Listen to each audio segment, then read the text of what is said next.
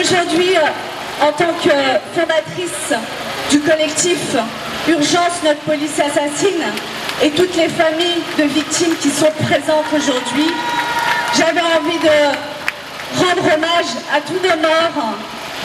Je pense à Amadou Koumé, Wissam El Yamni, Laoussine Aïtoumgar, Nabil Maboul, Ossine Bourras, Laoussine Aïtoumgar,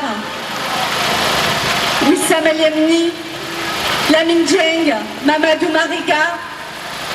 Excusez-moi pour ceux que je ne citerai pas, puisque la liste est tellement longue.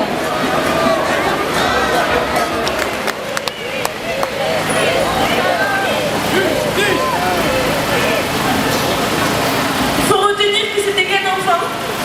Il n'avait que 16 ans. Je vois des jeunes qui meurent de plus en plus jeunes.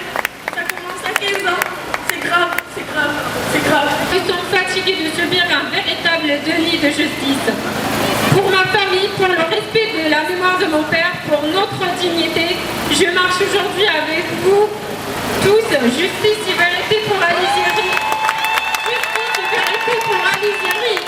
Pas de justice, pas de paix, pas de justice, pas de paix. Sans papier, expulsé. Pas de justice, pas de paix. Discriminé à l'embauche. Pas de justice, pas de paix. À mon grand étonnement, il y a eu, les gens ont répondu à l'appel.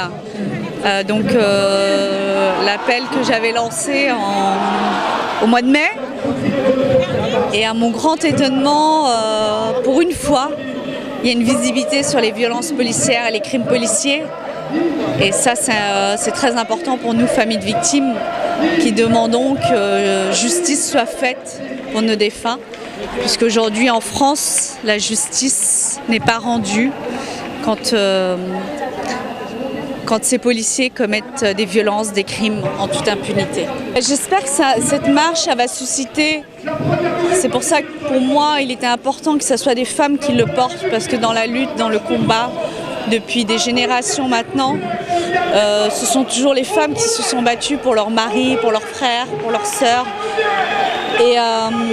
Et pour moi c'était important que ce soit des femmes issues de l'immigration. Bien sûr qu'il y a une dynamique, on vous prépare beaucoup de choses. Il y aura un prochain projet, un grand projet qui va s'étendre sur toute la France, et j'espère que, encore une fois, de rendre visibles ces violences policières et ces crimes policiers et ce racisme d'État.